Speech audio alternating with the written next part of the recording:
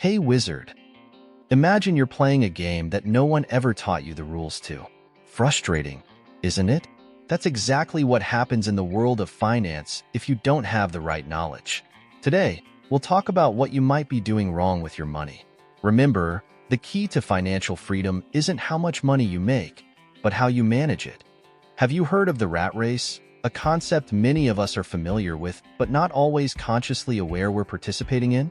It refers to the trap of working just to pay bills, never achieving financial freedom or accumulating significant wealth. The cycle in which you work to earn money, then pay bills, and after paying the bills, you're left with no money. So you go back to work to earn money and pay bills in a constant loop. Let's consider the example of Andrew, who earns $1,500 per month. He lives alone and basically has expenses for rent, food, and transportation. However, he constantly finds himself without money at the end of the month, and every time he needs to buy something new, whether it's a pair of shoes, clothing, or something related to leisure, he ends up spending even more. Every time this happens, he thinks, if I earned $2,500, none of this would be happening. Andrew has fallen into a common mental trap, the belief that a salary increase will automatically solve all his financial problems. He lives with the expectation that once his salary increases to $2,500, his financial life will stabilize, and he will finally be able to enjoy greater freedom. Currently, Andrew is spending everything he earns, and sometimes even more, accumulating credit card debt to cover the excess expenses. He frequently justifies small purchases with the promise that when he earns more, he'll pay it all off. Focused on increasing his income, Andrew finally landed an extra freelancing job at a restaurant, seeing his income rise to the desired $2,500 monthly. This new source of income brought immediate relief, and he felt he could finally breathe easier. Excited about the income increase, Andrew decided to finance a used vehicle. He opted for a reliable model, but with several features that raised its price, resulting in high monthly payments for a period of 5 years. Furthermore, feeling more comfortable with his financial situation, Andrew started eating out more frequently. These new expenses quickly consumed his income increase. Despite earning $1,000 more per month, Andrew continued to live on the edge of his financial capabilities, with no room for savings or investment. Despite the income increase from the restaurant job, Andrew found himself thinking again, if I earn more, surely I won't have any more money problems. He began looking for more freelancing jobs, thinking that a higher salary would finally give him the financial margin he so desired. Meanwhile, the interest on his credit cards began to grow, consuming an increasingly larger portion of his income. The car payments and the more expensive rent only exacerbated the problem. He was working more, but instead of making financial progress, it seemed he was running just to stay in the same place. With determination and dedication, Andrew landed a new job that not only paid better but also offered a more prestigious position. He was promoted, and his salary jumped to $4,000 per month, eliminating the need to continue with freelancing jobs. However, shortly after receiving this promotion, excited about his new financial status, he decided to finance a house in a better neighborhood and a newer, more expensive car. The new house came with a mortgage that significantly increased his monthly housing expenses.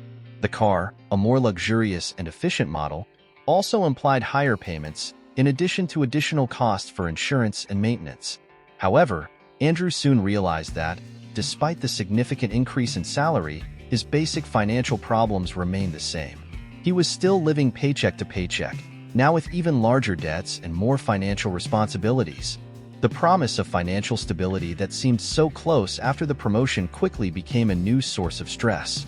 And what Andrew thought was, $4,000 is too little. When I earn $10,000, I will finally achieve happiness. For this, he decided to dedicate himself to studying for a public service exam. Now his reality was working during the day and studying all night to pass the exam.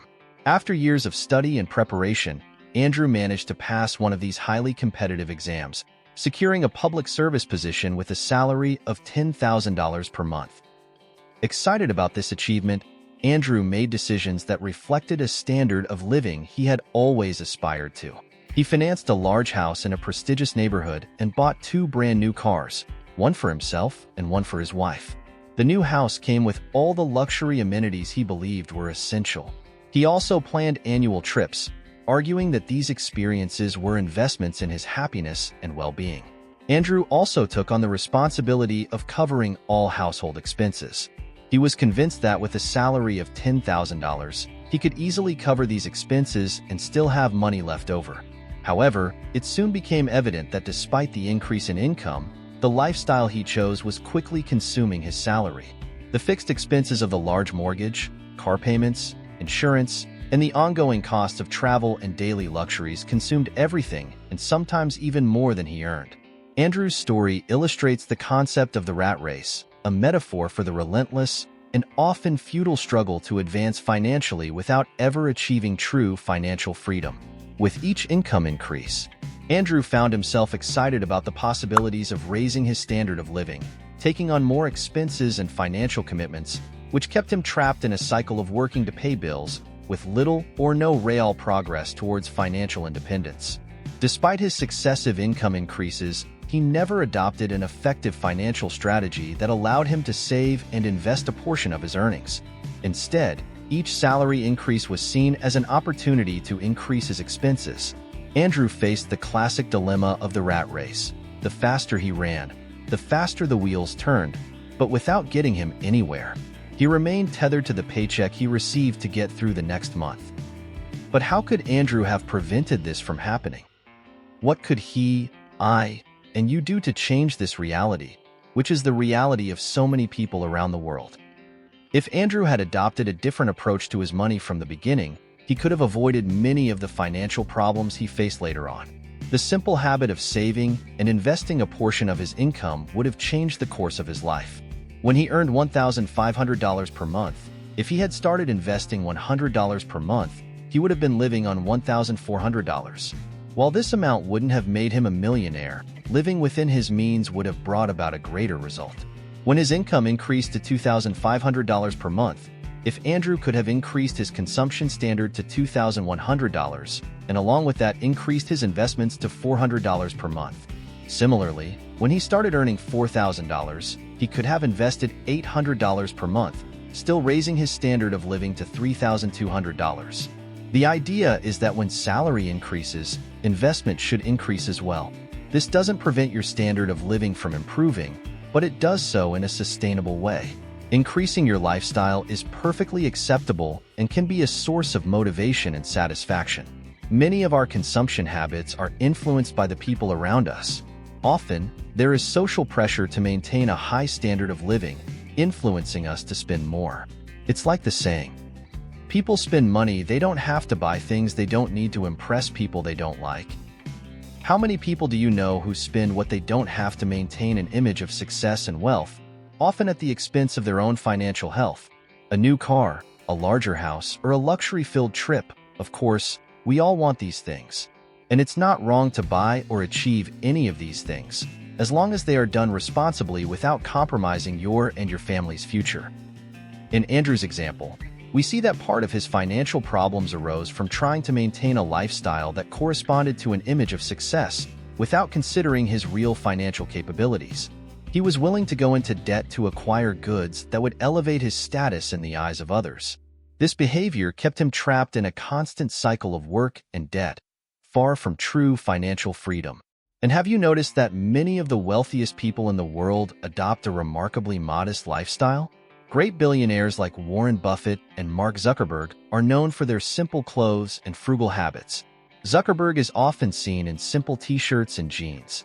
The real lesson here is that true wealth doesn't need to be displayed. Power doesn't come from the possessions we showcase, but from the comfort of knowing we have enough resources to live life the way we want.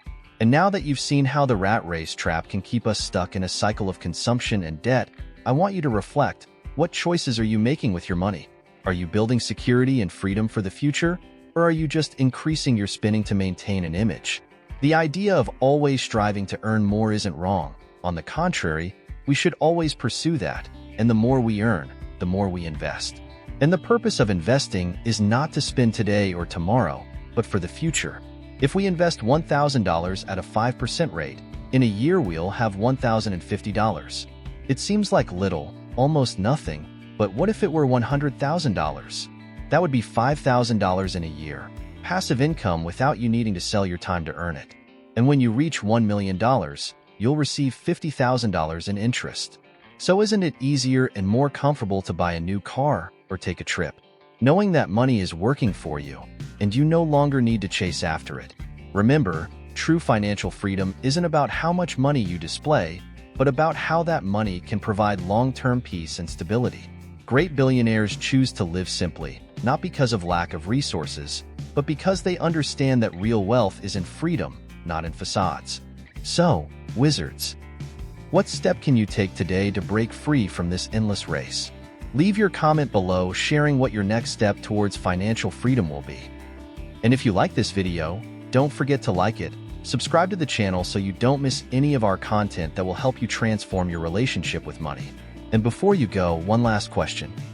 What is more important to you, impressing others with material goods or building wealth that guarantees your peace of mind and freedom? Think about it, and until the next video, wizards.